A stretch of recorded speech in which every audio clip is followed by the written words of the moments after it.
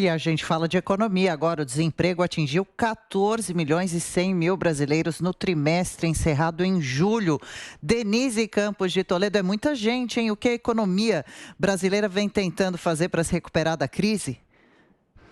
Olha, Adriana, sem dúvida alguma, é uma taxa de desemprego ainda muito elevada, mas teve uma queda de 1 ponto percentual em relação ao trimestre anterior. A taxa foi de 14,7% para 13,7%. Na verdade, vem em linha com os dados do CAGED, que também foram divulgados nesta semana, mostrando uma recuperação do emprego formal. A gente sabe que no emprego formal teve aquele reforço daquele programa do emprego e da renda de preservação lançado pelo governo desde o ano passado, no pior momento da pandemia, mas isso foi garantindo uma certa estabilidade. Aí nós tivemos a retomada da atividade econômica, maior flexibilização e aí vem as contratações. Então nós temos até na composição dados bem positivos. A subutilização ficou em 28%, queda de 1,6% na comparação com o trimestre anterior. São 31,7 milhões de brasileiros nessa situação de subutilização. Nós tivemos a população ocupada crescendo 3,6%. O desalento caiu, é uma coisa importante, que são aquelas pessoas que sequer vão procurar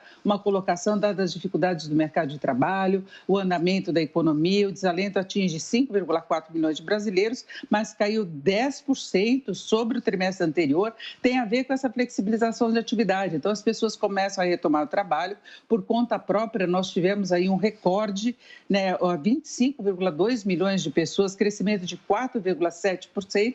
E aí, o brasileiro voltando para a informalidade, buscando as atividades possíveis, acompanhando essa flexibilização, fora a recuperação do emprego formal. Mas na informalidade nós ainda temos 40,8% da força de trabalho. E um detalhe, né? Na medida em que você tem uma recuperação também da informalidade, do trabalhador por conta própria, houve queda do rendimento médio real do brasileiro. Houve queda tanto em relação ao trimestre anterior, como em relação ao ano passado. Na comparação com o ano passado, dá 8,8%. Nós tivemos, por exemplo, nos dados do CAGED, o setor que mais contratou foi o de serviços, e serviços oferecem emprego, no geral, de pior qualidade. Então, há essa queda do rendimento, há necessidade de uma recuperação, especialmente do emprego industrial e emprego com carteira assinada, para que se tenha, não é, toda uma recuperação também desse poder de compra, do rendimento médio. Mas eu acho que nós tivemos um dado positivo. Claro que mais de 14 milhões de desempregados ainda é um número muito pesado,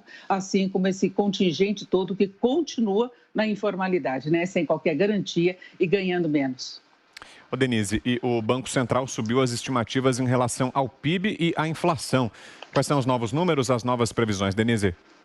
Exatamente, esse é o relatório trimestral de inflação. Agora, o Banco Central está um pouco atrasado em relação aos ajustes que o mercado vem fazendo no relatório Focus, semana após semana. O BC subiu para 4,7%, a estimativa de crescimento da economia brasileira neste ano, mas se conta com uma expansão de mais de 5%. Para o ano que vem, prevê essa desaceleração que o mercado também vem prevendo. O Banco Central ainda está em 2,1%, o mercado já trabalha com alguma coisa abaixo de 2%. Agora, chama atenção o fato de o Banco Central estar admitindo que a projeção de inflação para o ano que vem já está acima do centro da meta. Ele trabalha com 3,7%, o centro da meta é 3,5%, né? Então, a gente vê o Banco Central ainda cauteloso em relação a essas projeções. Ele está contando com uma inflação de 8,5% neste ano, supera longe aí o teto da meta deste ano, que é 5,25%, e no ano que vem passa do ponto central. Agora, o Banco Central está reafirmando aquela intenção de elevar a taxa básica de juros em 1 ponto a cada reunião,